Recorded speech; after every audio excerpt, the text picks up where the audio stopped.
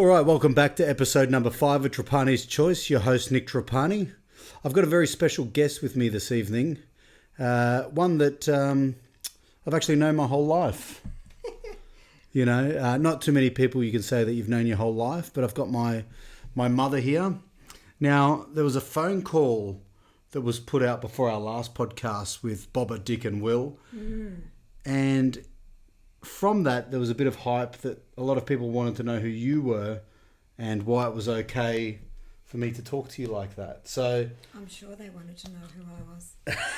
yeah. So I wanted to get you on here and look, I think the first few podcasts of what I want to do at Trapanischoice is I want to get people on here who know who I am and... Oh, someone who knows who you are? Well, who you think I am. Oh, okay. Who you think I am.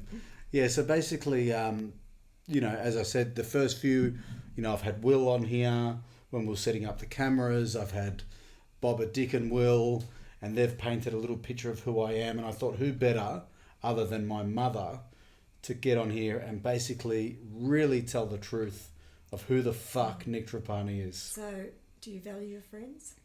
But first off, I want to start, before we get into any of that, I just want to talk a little bit about you so we can let the people know who you are, a little bit about yourself. So, who's Helen Trapani? Who is she? Where did you start? Where did you begin? Who the fuck are you? Oh, wow. Well, I started as a little girl. Oh, well, that's a shock. And I grew up. Yeah. And always wanted to be a kindergarten teacher. So where did you grow up? Where were you? Born in North Fitzroy, in a little hospital that Salvation Army Hospital was, which doesn't exist anymore. So the Salvation Army or the hospital? The hospital. That's where I was born. And we lived not far from the Fitzroy football ground. And that's where you developed love for Fitzroy. It was. Yeah. My older brother, he used to love the football, so we'd go down and watch them train, and then on Saturdays, my dad liked it too. And if it was a good game, at 3/4 time you could get in for nothing. Yeah, yeah. So my dad used to, if it was a good game, come on, we'll go down, and we all got in for nothing. So what you're telling me is a fucking tight ass. Well, and he wouldn't pay for you to get times in. Were times were lean. But if it's a good game, you get in for free, it's fine. We got in for free, and we saw the last quarter. Yeah. Good on you, Pop. Yeah. So, yeah, love of football, which I still have. And yes, went to Santa Maria College. And where was that? Where's that? In Northcote. Still there? Yes, still there, still thriving. Yeah, yeah. From there, I worked in offices, but always wanted to be a kindergarten teacher. Yeah, you're leaving out the sex work. You're not talking about that. No, I don't want to talk about that. I wasn't very good at that. Well, you've got 2 kids, so yeah. Yeah, it was the other stuff that. Fuck it. Anyway, then when my children went to kinder, I had this longing even more to work in a kinder. So why didn't you become a kinder teacher? What was it that? Because back in the days when I went to school, if you had a daughter and she wasn't going to be a teacher or something, you didn't go on to uni because you couldn't afford it. Yeah. So a lot of girls just got to be, they either went to be hairdressers, work in a bank, a nurse. And in those days, people didn't have to go to kinder. There weren't very many around, and there was always an old biddy that had been there for 40 years and had no intention of leaving. So job-wise, it wasn't very hard to get a job. Very hard to get a job. So my mum said to me, you have to, if you're not going to do shorthand typing at school, you have to go back to do night school. Well, I wasn't going to do night school, so I just did shorthand and typing and then got an office job, which I hated. Yeah, yeah. But you worked in offices for a long time. I did. Yeah. And my last job before I had Christopher and yourself, I was a collection officer in a finance company.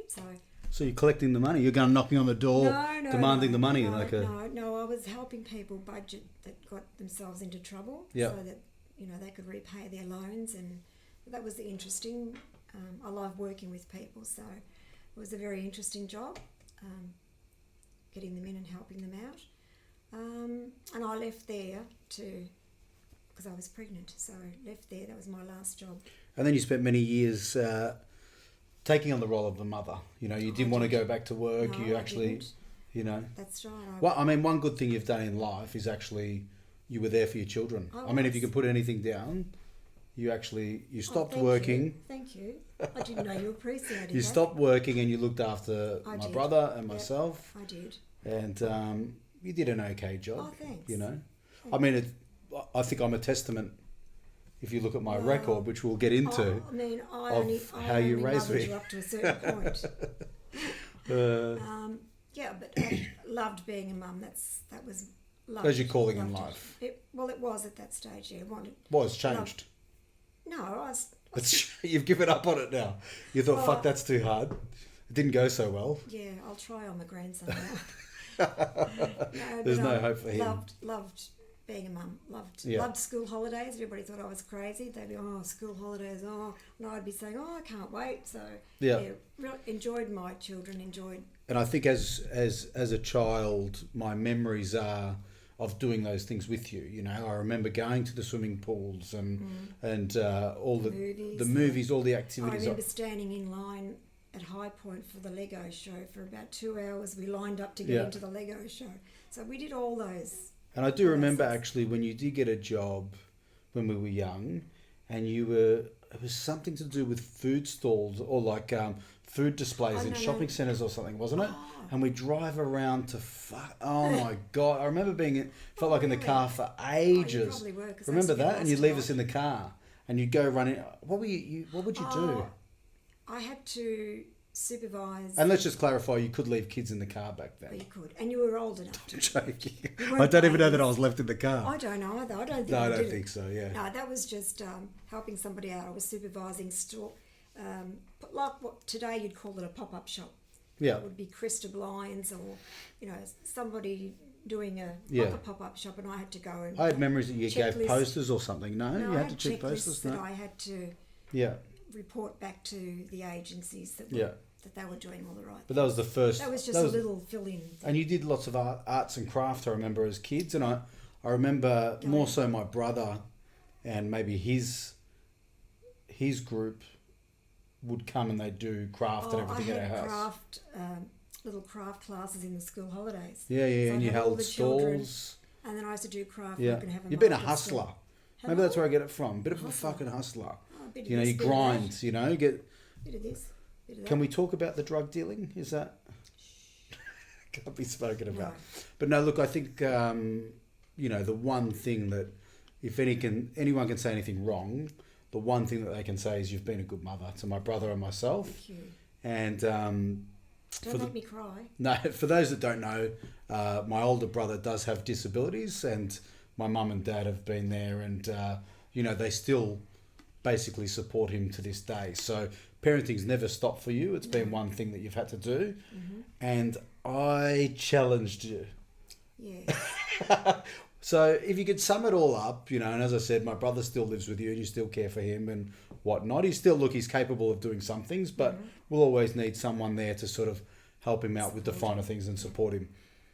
If you look at his life and for, let's say 25 years of my life that I did everything that I did, what was worse? Oh, definitely what you did. Definitely what I did. Well, let's take it back to the... I didn't even have to think about that. Let's take it back to the beginning, because I remember over the times you've said to me, I was an angry child. Now, I didn't know what that meant, and I spent many years pondering on why I might have been angry, what might have happened. And now that I've got Mason, he's angry too. So there's obviously something that we're just being born with. But I think the question that I'm asking is, at what age was I when you realised I was fucked? There was something that just wasn't right. Like something different. You thought, this kid's just not the normal run-of-the-mill kid. He needs help. Yeah.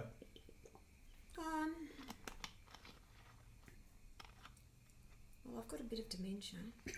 But it happened pretty early on. So, I mean, Mason's, almost 4, but I really think around 2.5 I started realising he had a temper. He was angry. He was an angry kid. Oh, no, you weren't an angry kid. You were a lively kid. Yeah. But you weren't angry as a little kid. Yeah. No, the opposite. You were full of Full, life. well, I mean, that's what I mean. He is lively, but I mean, when I say No. angry, he's like ready to go, like he's. Yeah, you were ready. Yeah, You were ready to go. Yeah. But you weren't really angry as a little. That developed later. Yeah, I think so. That developed a little bit later, but one thing that I remember, like at primary school age, I remember feeling like, I mean, obviously, like I was very, very hyper. You were.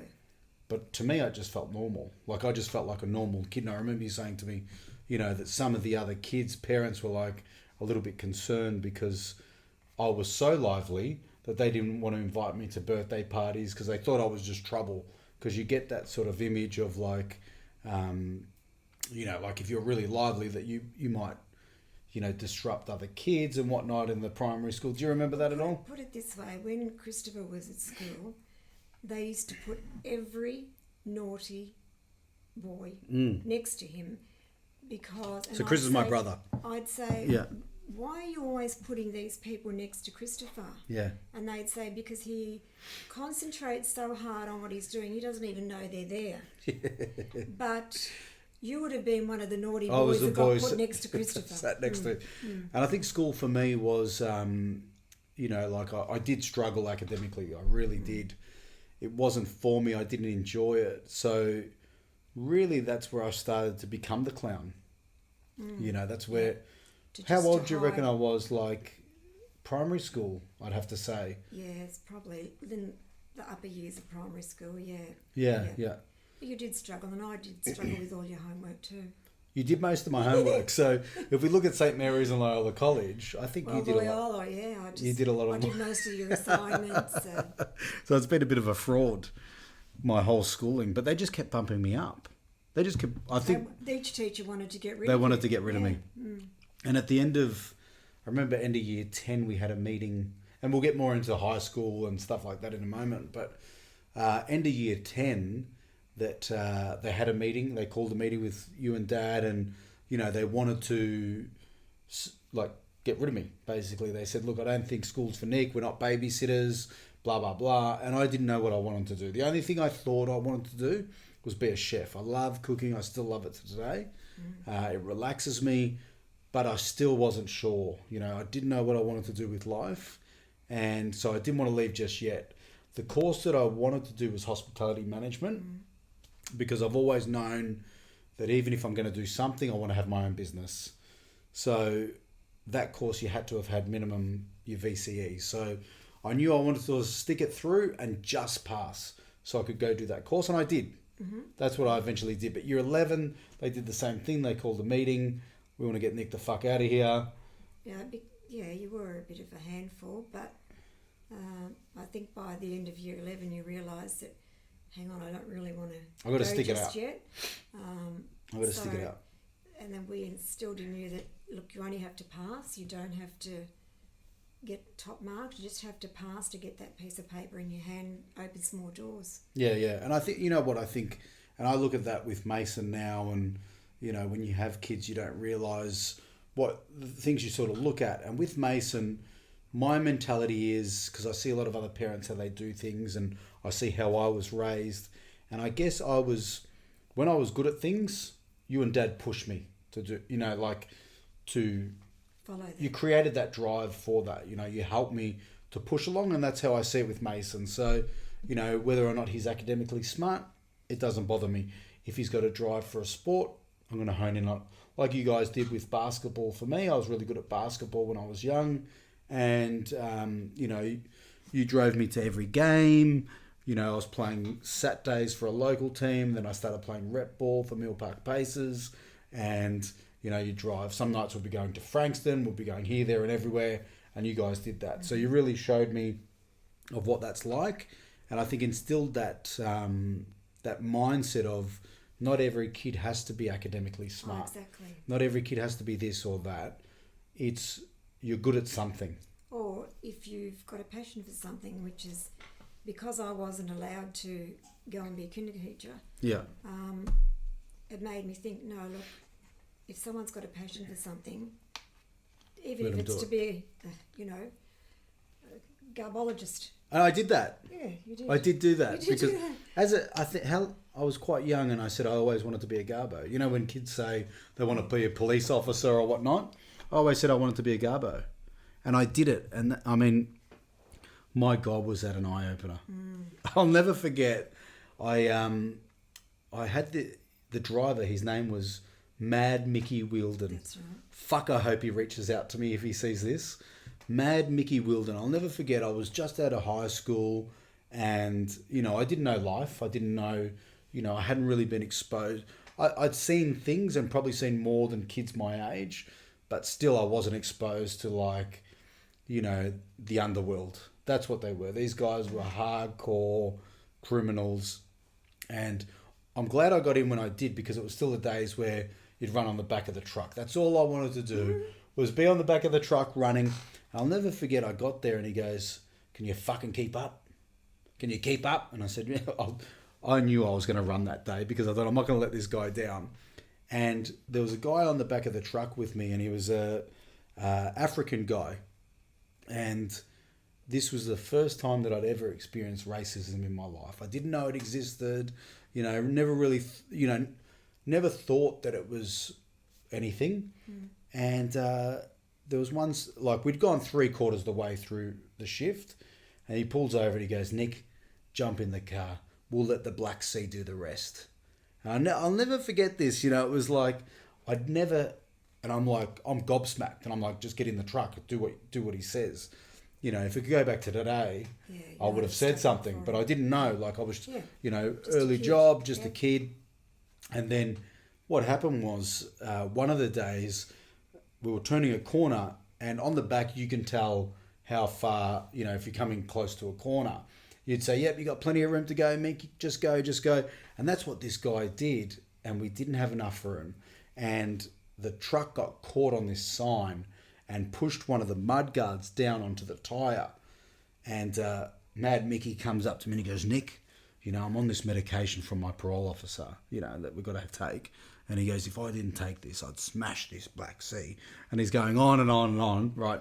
And I'm shocked. I'm just like, let's just get this thing done and get in the truck and get the shift over with. It didn't last too long. I didn't stay doing it too long. No. But at least I can say I did the job that I wanted to do. And I think I've always done that. If I set my mind to something, I do it. There's nothing stands in my way. And I think you and Dad really created that for me. I created a monster. He created a monster. And before I go any further, I just want to say that usually I have a gin and tonic every time I do a podcast. And it's not the fact that I've got my mother here that I'm having a cup of tea, but I'm doing Dry July. So because of all the COVID and the lockdowns and everything, I found myself just out of boredom drinking at 9 a.m. Well, that's no good. How do you feel about that? No, I'm not happy about that. And you don't drink? No. Yeah, they say never trust a non-drinker. No, I just don't like the taste. Well, no, none of us do. It's not a really. It's not about the taste. I don't think anyone really enjoys the taste. There's people that go, "Oh, I drink this, I drink that." Nah, fuck that. We don't enjoy the taste. It's about the effect. Oh, okay. So it's what's the effect? Just to not feel this, to not feel what it's like to sit here sipping a cup of tea and be sober. But we've got peppermint tea tonight. It is cold. It's a very cold Melbourne night. And unfortunately, we've just been told this evening that we're going to go back into lockdown because of the COVID. So another 6 weeks. So we were getting to a stage where we were quite good and the numbers got quite low and things started to open up again. A couple of people did the wrong thing and now we're going back into lockdown. And I had to go to the supermarket earlier today and people are going fucking mad again. So they started buying I don't know why toilet paper is the thing. But what I'm going to do is I'm going to create a cookbook now. And I'm going to take out the key ingredients being meat or whatever. And I'm going to use toilet paper in its replacement. Because I think it's an essential, right? Well, it must be. So instead of starving or whatnot, so long as we can wipe our asses, we're fine. Yeah. We're 100% fine. But let's go back to when I was a child. Mm-hmm. And as I said, did you ever see... The nice side of you? Well, with where I am now, lovable side. the lovable side, where I am now in life, did you see that? Was that a thing, or did you see me going down the wrong path? And No, I always knew you were going down the wrong path, but I always knew that you had goodness in you. yeah, And that's what kept me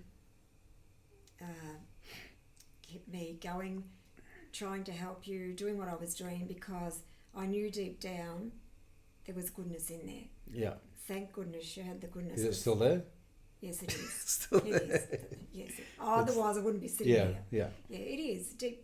No, it's not as deep. I think there's more goodness it's not now. as deep as it used to be. But no, It's slowly coming out. Always knew I can't give up on Yeah. you, because there's so much in there that's good. Yeah. And I think that rebelling nature is still there today. Like I still, I had this lady tell me once. She sat down and just started telling me things about me, and she said, she goes, "You're on the right track. You do things," and this is when I just started my massage clinic, and she said, "You do a lot of the right things, but when the devil come out, it still comes out." And I still think that's a perfect way to sum up who I am now, because I like to stay on the straight and narrow. I like to take care of my health. I try and eat right most of the time. And then I have stages where I just go, I just want to party and just have fun. I still think that side, but I enjoy that side too. And I know that it's there. And I probably, from what I've been through, know how to control it more. And, it's never gotten the better of me. I've been able to push the limits and still know where I stand. Oh yeah. Maybe 3 days into a Coke binge, I start to, instead of like Ben Cousins said, he goes, "I spent 10 grand and this to get to where I'm at. Why would I not just keep going?" Where I go, well, all right, we've spent a bit of money. We've had a good time. Let's go home now. That's the mentality. So, but that's not something I instilled in you, that mentality. no, that was Dad. Oh. That was Dad. That's all right. So let's go back to the phone call, because, we've got a really good relationship. A lot of people, they might see that as disrespecting someone, and, different cultures have different things. I was talking to a girl a couple of weeks ago. I was actually getting a massage myself, and, she was coming from a different culture, and we were just talking about whatnot, and I was telling her that my son swears in front of me and I'm okay with it. And I said, I swear in front of my parents. They were never okay with it, but I just did it. There was no stopping me. It's still not okay. It's still not okay. And she said, if we did that to our parents, we'd get belted. And what I tell people is, I didn't wake up day one and start swearing at you, or swearing or whatnot around you. These are things that I've slowly pushed over the years. And you just think, well, that's his character. That's who he is. It wasn't for lack of trying. But now I want to make a living out of that. Right? So how do you feel now seeing, me perform on stage, doing the things that you tried to tell me not to do as a kid? Well, I but knew now you'd never listen. I'd never listen. No. And why is that? Why don't I listen?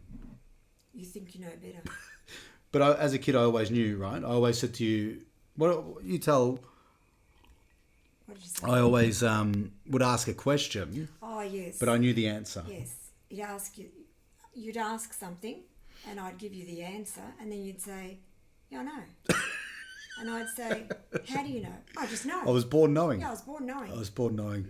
Yeah. And I still think I know what's right. You do? I still think I know what's right. But I think as I've gotten a bit older and a little bit wiser. Little bit. Yeah. I'm also willing to learn. I think now, I'm probably a little bit arrogant in the way that I say that I still know who I am. Or, I know that I'm right. But if someone has something to give to me, I will listen. I will take it in. Except if it's your mother. I won't take anything you say because... No. Yeah, I'm your mother. Yeah, you're my mother. But how was I as a kid? What were your impressions of me as a child? I think you put in a bit of paper of... I did. I had a feeling you were going to ask me this. Yeah. And when you were in about grade 2, we had to write a little bit about our thoughts on our child, and they were going to be hung up around the room. You had to decorate it, and I had to do the writing. Do you want to hear what I wrote? I'd love to. I don't remember you were it. About This is grade 2, so how old are you in about grade 2? 6. 6, 7. Yeah, so I was good. Might have been grade 1 because I don't think I still thought this when you were Grade 2. 7. That's a beautiful bit of paper there. Well, you decorated it. I've drawn some hearts with some arrows. Yeah. Is that a grenade or is that... I think it is. That's a grenade. And I've actually got and guns. And a gun, yes.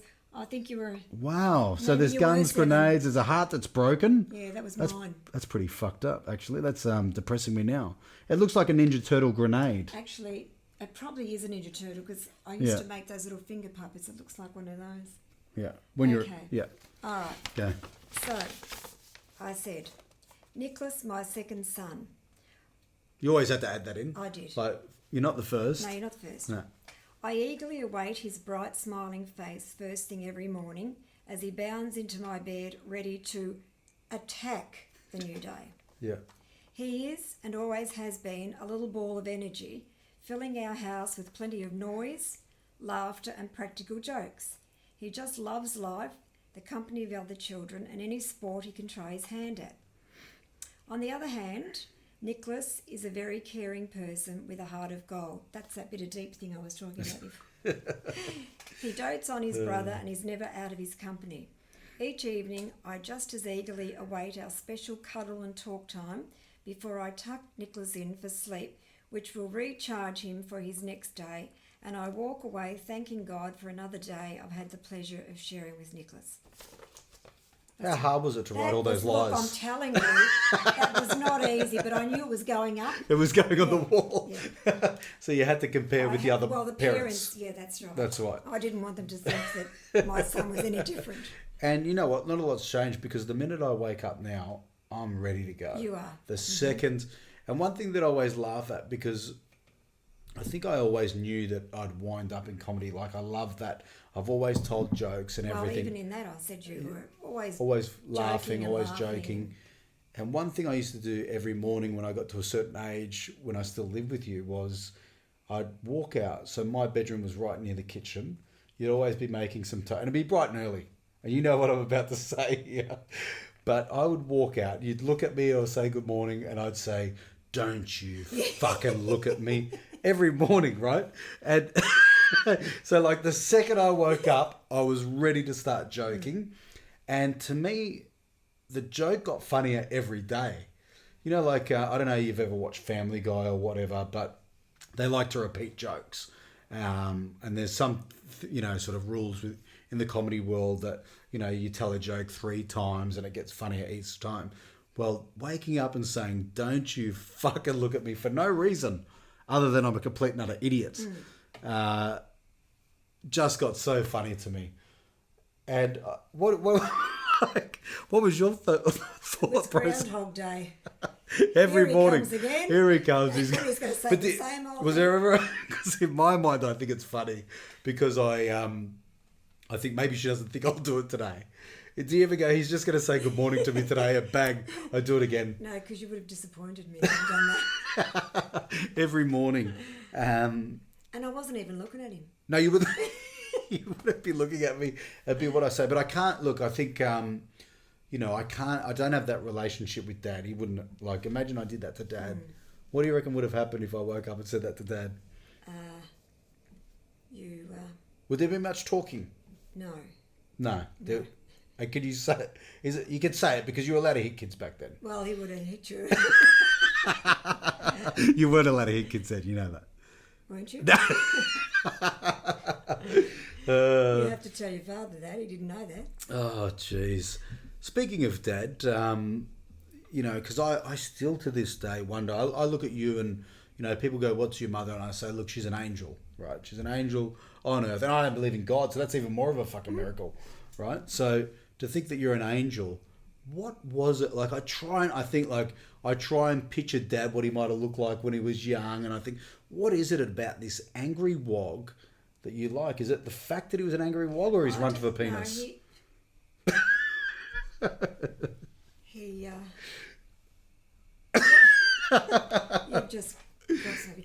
I should be used to it. No, he wasn't as angry then. He wasn't as angry? So you've made him Maybe angry. I made him angry. Yeah. He You've made him angry. I think he's getting a bit senile. He's losing the Between plot. you and me. He's losing the plot. Between you know. you and me, I think Yeah. I think he's losing the plot a bit. He is losing the plot. And like, for example, to give you guys an idea, this morning he's come in, so I've got a massage clinic, which I've spoken about a few times, and we've got a nature strip out the front, and he told me that he'd come and mow the lawn for me today. Now, there was a car parked, and it's a public street, very busy street in Preston, and there's a car parked on the side. So he'd already come to you, and he'd asked you whose that car was it one of ours? Which you replied, no, it's not one of ours, but it's there all the time. You know the car. Just mow the lawn, doesn't matter. It's not in your way, you can still do it. Now, I'm finished treating a client. I then walk out to him, and he asked me, can I get the car moved? Oh, did he? Yeah. And I start laughing, and he looked at me like, what the fuck are you laughing at? And I said to him, I go, what I find funny about this is, I know you've already asked Mum, can we get the car moved? Is it one of ours? Now, I know, you know it's not one of our cars, but yet you still ask me to get it moved. So he's losing the plot, but he means well, but he's retired, and he's not a man. I remember Dad saying to me when I was young, if a man retires, he dies. And I've been like, he's been retired now for what? Oh, probably 12 months. And he's not fucking dead yet. But he's losing his mind. He's losing his mind, so maybe not long. All day long, he calls me, Helen, have a look at this. Well, that's Helen, your name. Have a look at that. That's your name. He rang me the other day at work and said, where are the biscuits?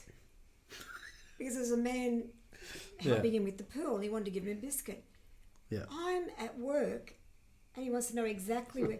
I said to him, Where are the biscuits? I'll put them in a container and I'll put them in the pantry.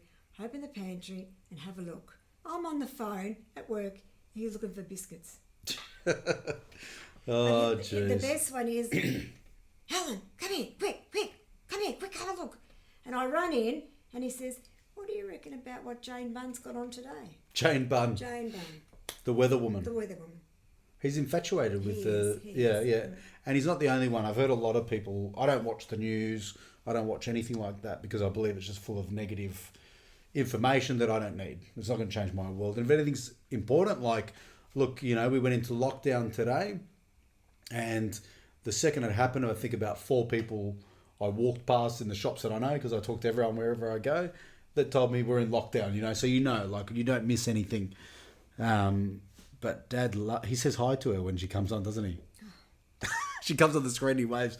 But don't laugh, because, I don't get my sense of humour from him. No. Where do you reckon it comes from? Where do you think that The Gilson side. the Gilson side? Yeah. My mum loved to laugh. She was a good Yeah. joker. Now my nan, your mum, died when I was about 5. Yeah, what 5 or Yeah, and yeah. so when I was born, she had some major strokes. Yes. So even though she was still alive up till 5, she didn't know who I was. She didn't. She thought I used to mind you for somebody. Yeah. Because she knew. And what a blessing that would have fucking been if you could give me away. Oh, exactly. After, at the end. I know, she thought. And sometimes she'd come at night and she'd see I'd still have you there and she'd get very distressed because why Isn't the parents want him back? Why haven't you given I remember him she back? used to call me Cocky. No, that was Christopher. She called Christopher Cocky, was it? Yeah, she called him Christopher. Why? Cocky. Because he was cocky? No. Or he had a big dick? No, or maybe his hair was sticking out. You go in there again. He does, actually. Does he? That's how I know there's no God. What's that got to do with it? He's not going to use it.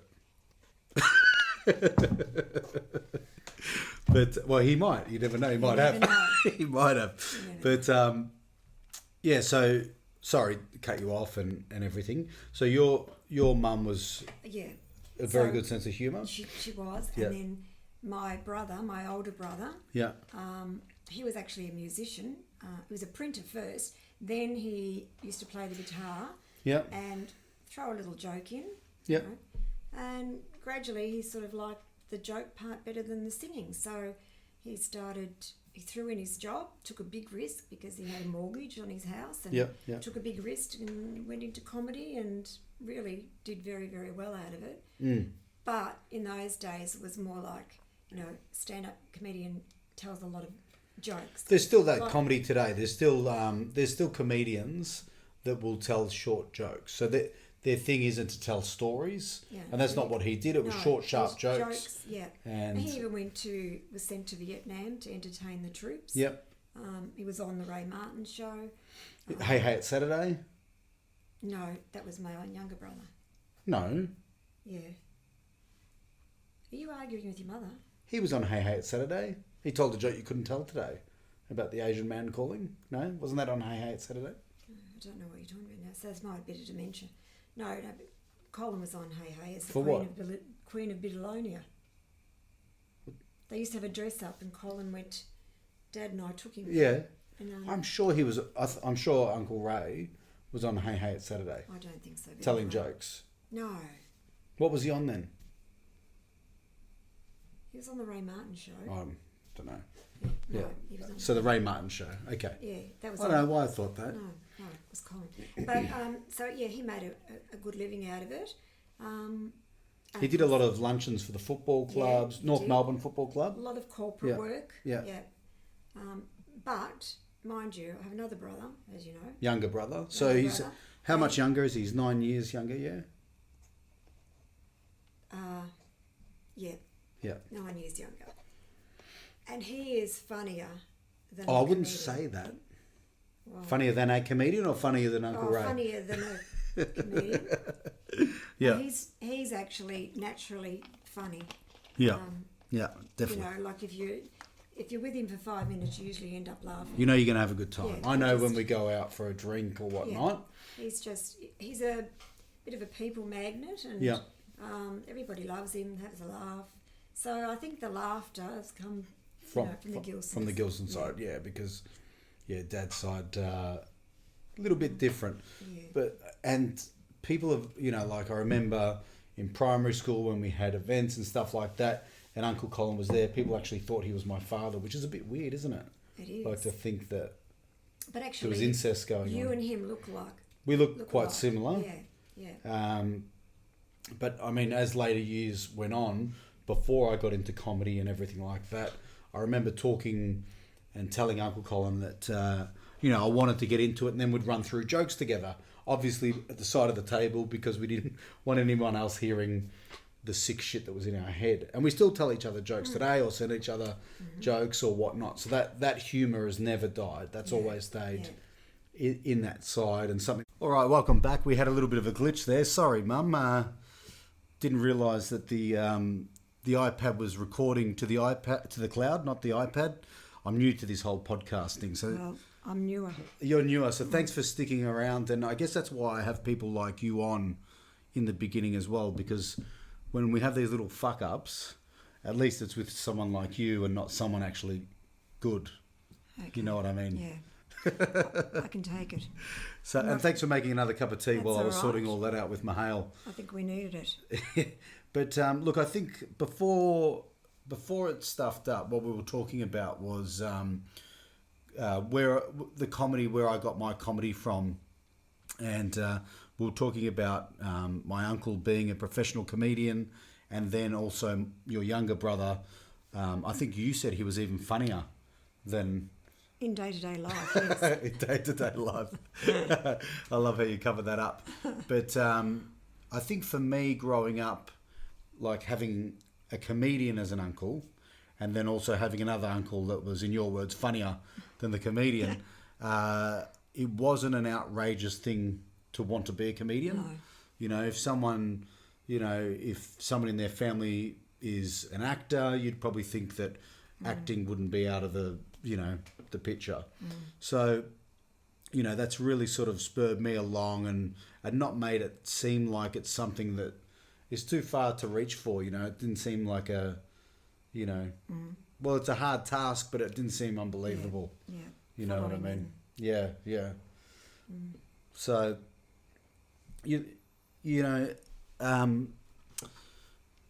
fuck it, let's start again. It's rattled me. I know it's. You get in the mood of a conversation. This time last night we'd sort of, gone through all. I was ready to sleep. That bit and.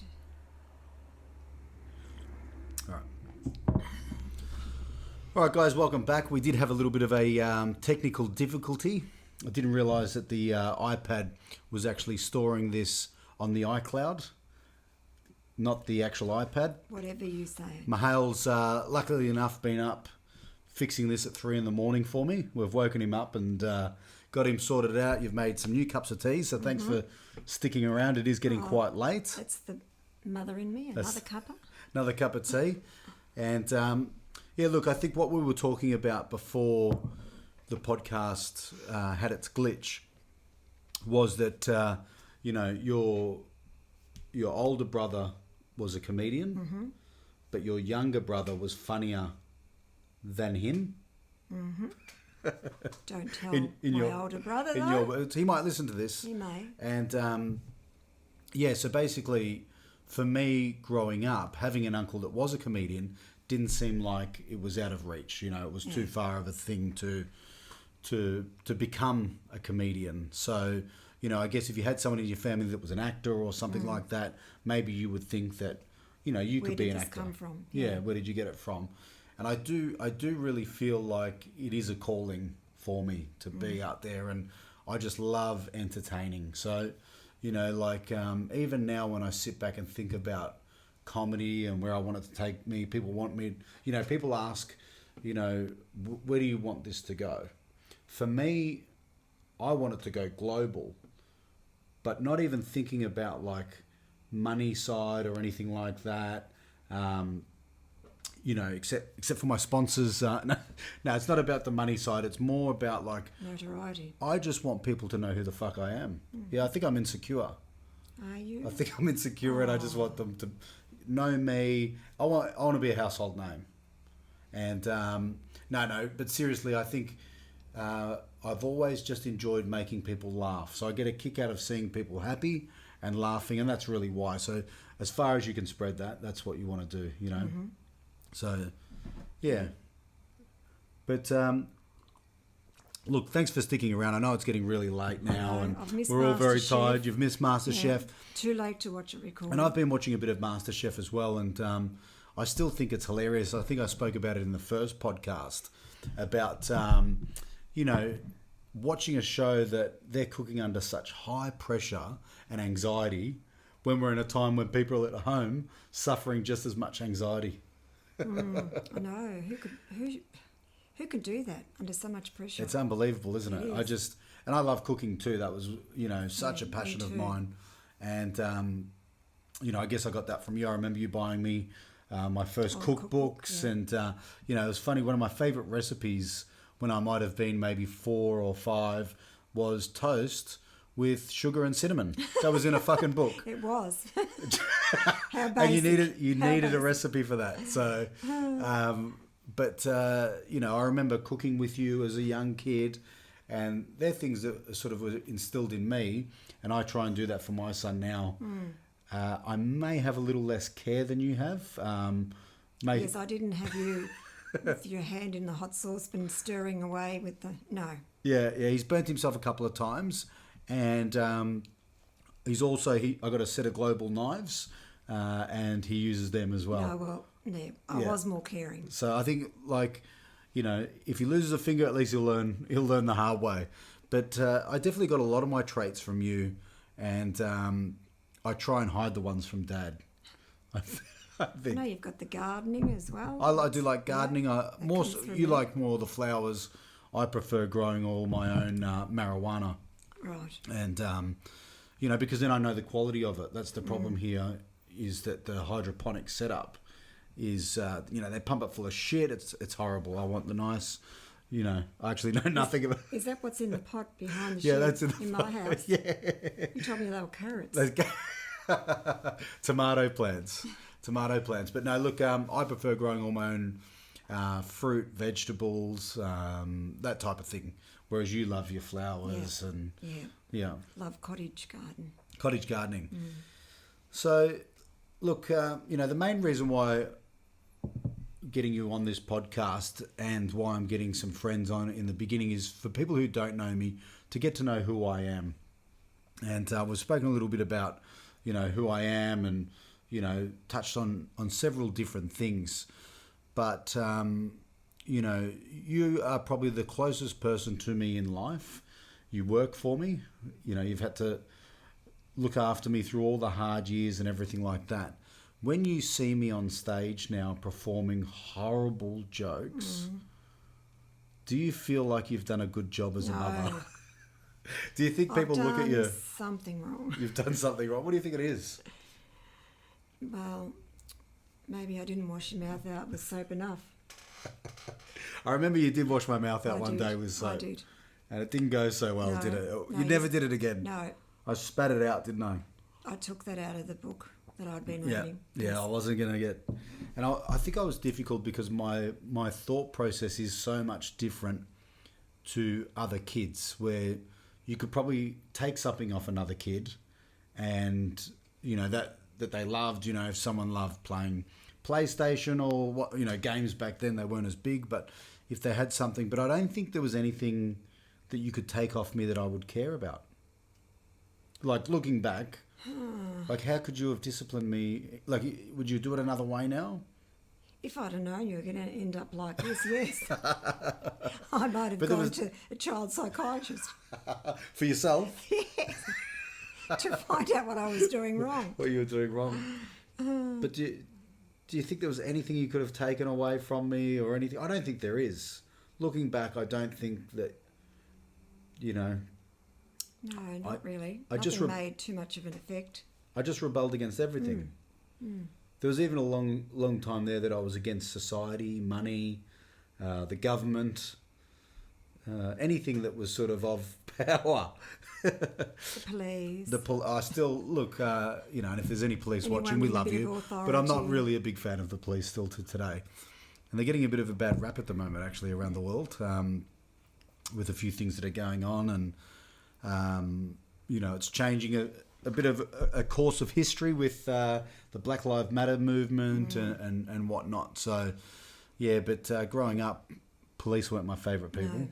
No. Actually, anyone in authority. Anyone in authority, yeah, school, yeah, anything, Parents. But I've definitely mellowed out a little bit now, and when you have kids, you start to realise of all the things that were put into place for you, and you respect that a lot more. But until you have the kids, you don't actually, you know, see it yourself, and you know, you just think of yourself really, and until you have to worry about another human being, then you start thinking about other stuff.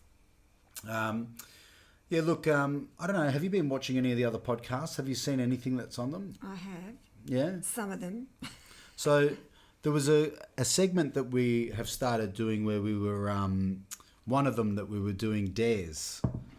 And did you see the one where I jumped in the swimming pool? I did. Yeah. And then we did another one that hasn't been released yet, which is, I don't know if I should spoil it just yet, but we got Dick to eat something really hot.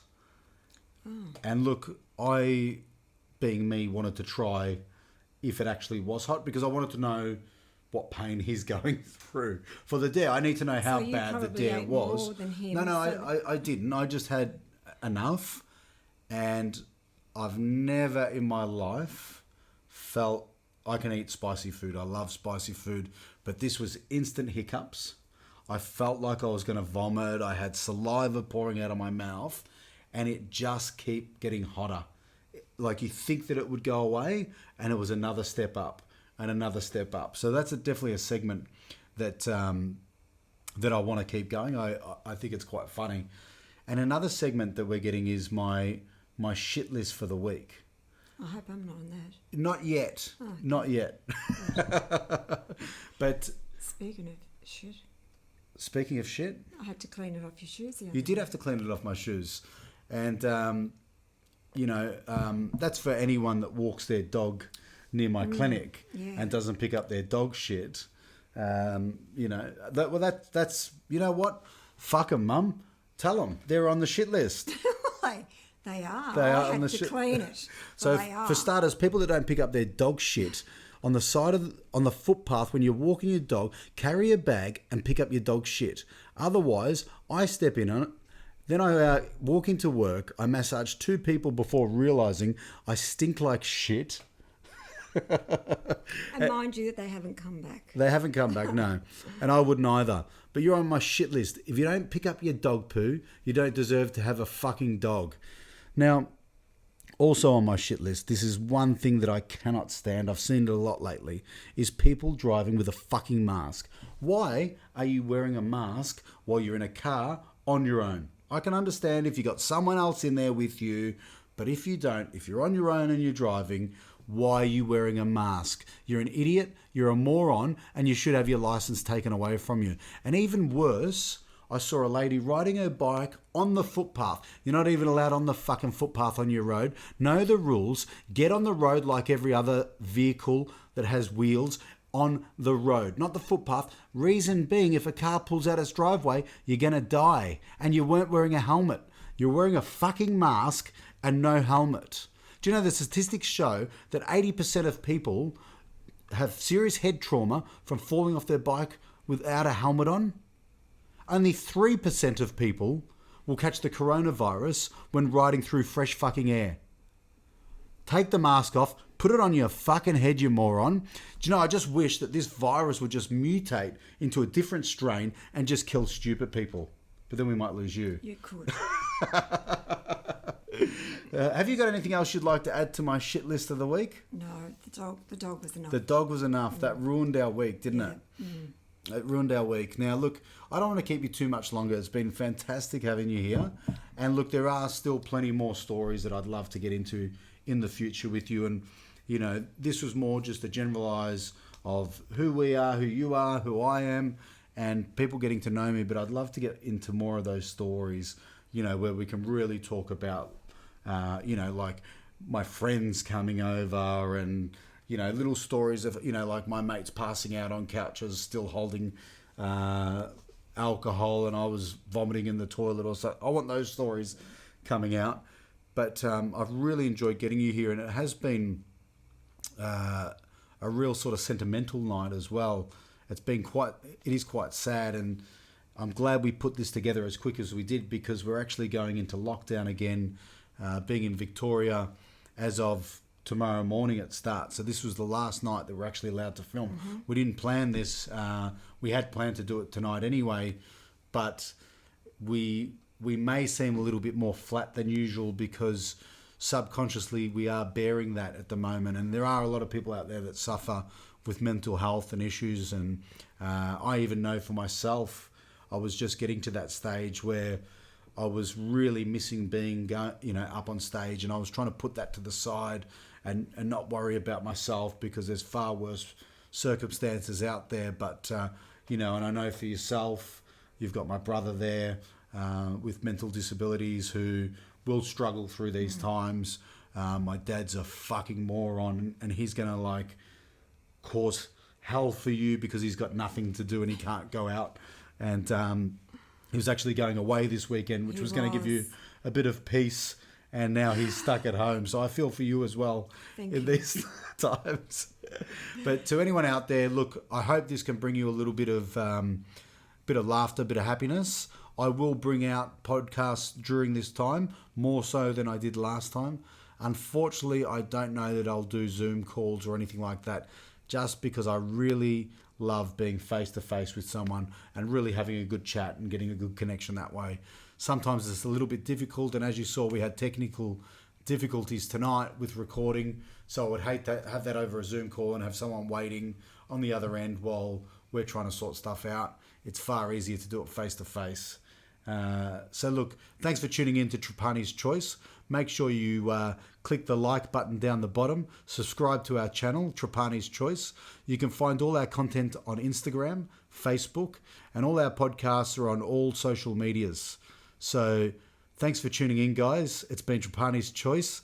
Thanks for coming in, Helen. Thanks for asking me.